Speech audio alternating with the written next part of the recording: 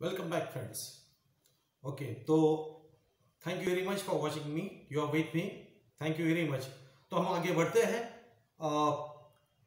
मैंने पिछले वीडियो में जो आपको बताया कि टू एंड टू यानी हम किस तरफ और किस लिए, ये मैंने आपको बताया था किस तरफ और किस लिए.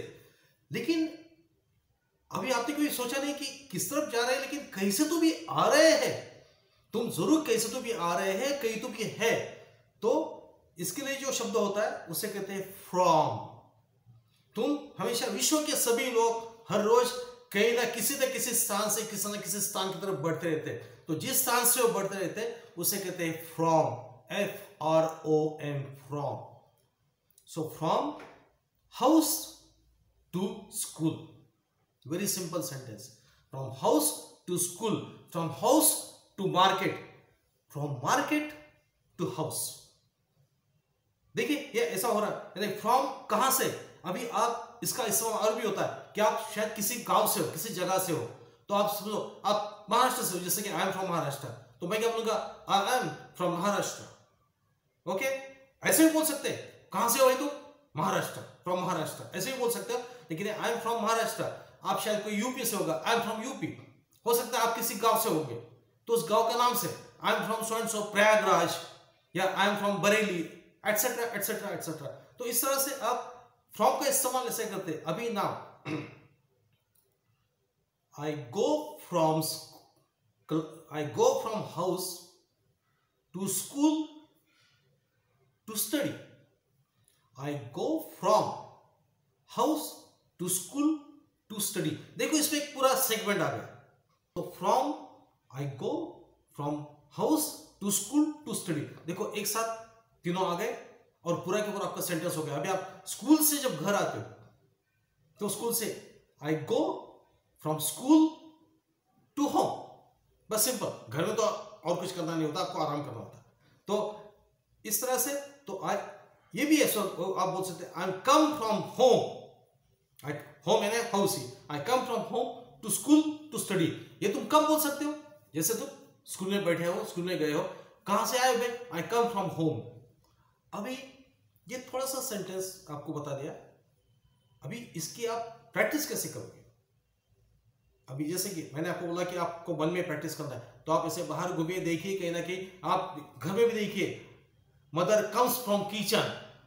मदर कम्स, वो शी में आते हैं ना. Mother comes from kitchen two bedroom.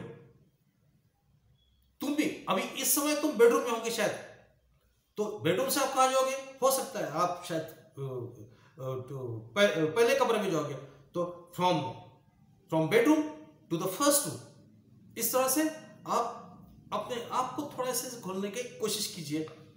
और ऐसे आप जब बाहर देखोगे तो बस इसी डायरेक्शन को देखिए. समझो आप दुकान के सामने हो, दुकान में से कोई कस्टमर है, तो दुकान में से कोई आने वाला हो, कस्टमर बोलते हैं. कस्टमर फ्रॉम शॉप अभी कहां जा रहा है, टू होम. वो घर ही जाएगा. तो इस तरह से. और कस्टमर सड़क पे खड़ा है, customer from street to shop, वो शॉप में गया. तो इस तरह से आप फ्रॉम एंड टू, ये जो सेगमेंट है फ्रॉम के वैसे बहुत अर्थ भी है, लेकिन फिलहाल इस तरह से एक पूरा सेगमेंट आपका तैयार होता है फ्रॉम टू. अभी आप देख रहे हैं कोई स्कूल का लड़का है, क्या लड़के, आप उसे पहचान सकते हो कि स्कूल यूनिफॉर्म है. आपने देखा ही, शायद लगता है वो ही है. तो he goes from home to school to study. और वही अगर जो घर जाता होगा, he goes from school to home. इस तरह से आप जरा नजर का खेल कीजिए. आप देखिए कौन कहां. अभी आपके पिताजी हर रोज सुबह काम पे जाते होंगे. My father goes from home to office to work. Work यानी काम करना. I go from home to college to study.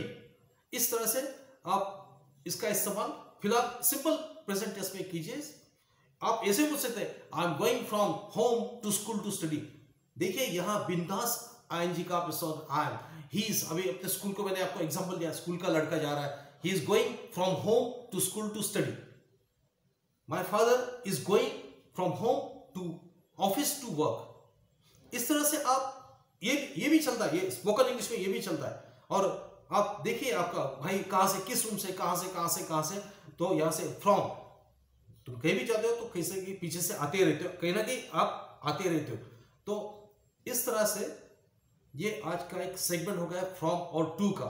आज ये पूरा सेगमेंट कंप्लीट हो गया। हम इस सेगमेंट पे फिर से आएंगे, फिर से और फिर से आएंगे। अभी मैं आपको उस सेगमेंट से निकाल के, अभी मैंने आपको जो बोला था कि हर रोज में आपको एक सेंटेंस दूंगा, तो अभी आपके लिए एक सिंपल सेंटेंस है, it's over. It is over का हम बोलेंगे इट्स ओवर। ओवर ये शब्द आपको पता है, ओवर यानी हवा में, और ओवर यानी आपने क्रिकेट में सुना होगा over, over the wicket, over is over, और समाप्त होगी ओवर। तो अभी इट्स ओवर का मतलब, इट्स ओवर को कोई ग्रामेटिकली उसका कोई ज्यादा अर्थ नहीं, लेकिन उसका इस्तेमाल कैसे कैसे करते हैं। इट्स ओवर यानी काम समाप्त हो गया। ओके, इट्स ओवर, काम समाप्त हो गया। बाद में दूसरा भी होता है कि इट्स ओवर यानी ये ट्रेजिक, कोई पेशेंट है, कोई अस्पताल में है, तो वहां से आप कोई न्यूज देते होंगे, it's over, he is over नहीं बोलते, इट्स ओवर। ये देखिए, और दूसरा भी इट्स ओवर, देखो इज इट ओवर नहीं बोलते, इट्स ओवर। इट्स ओवर यानी प्रश्नार्थक, हुआ कि नहीं समाप्त तेरा। अभी जैसे तुम कोई बाथरूम, एक बाथरूम में कोई भाई अंदर गया बाथरूम में नहाने के लिए, और कोई फिर दूसरा भाई चिल्लाता है इट्स ओवर, यानी उसको भी नहाने का होता ना, तो इट्स ओवर। तो इस ओवर के ये 3 तरह के उपयोग है। आप इसे डेली आप कोई ना कोई काम करते हो तो समाप्त करते हो, तो आप मन में बोलेंगे it's over, it's over. Okay, thank you for watching me.